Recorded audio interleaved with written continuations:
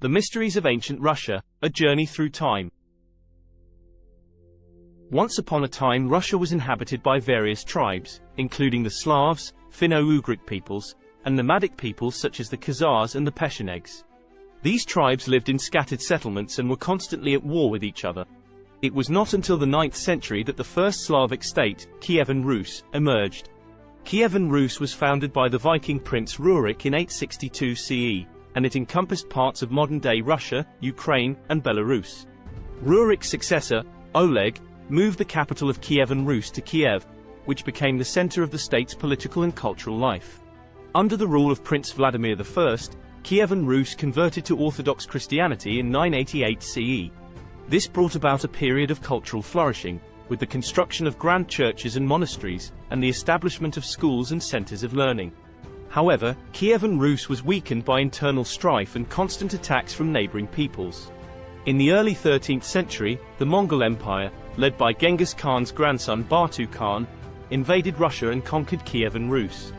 The Mongol invasion, also known as the Tartar Yoke, lasted for over 2 centuries, during which time the Mongols ruled over the Russian lands and collected tribute from the Russian princes. It was not until the late 15th century that Russia began to emerge from the Mongol yoke. In 1462, Ivan III, known as Ivan the Great, became Grand Prince of Moscow. Ivan III refused to pay tribute to the Mongols, and he expanded Moscow's territory by conquering neighboring principalities. Under Ivan IV, known as Ivan the Terrible, Russia became a centralized state.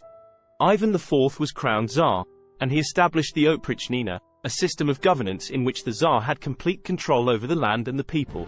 Ivan IV was also known for his military conquests, including the conquest of Kazan and the establishment of Russia's first diplomatic relations with England.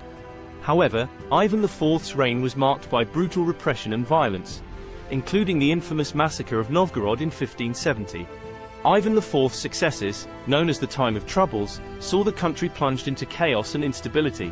It was not until the early 17th century that Russia began to recover under the rule of the Romanov dynasty. In 1613, Michael Romanov became the new Tsar, and his reign marked the beginning of a period of stability and consolidation. The Romanovs expanded Russia's territory, establishing Siberia as a Russian colony and conquering territories in the Caucasus and Central Asia.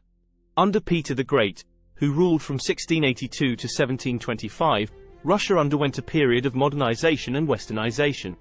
Peter the Great established St. Petersburg as the new capital of Russia, and he implemented reforms aimed at modernizing the economy, military, and culture.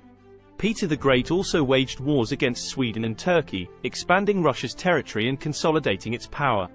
Catherine the Great, who ruled from 1762 to 1796, continued Peter the Great's reforms and oversaw a period of cultural flourishing.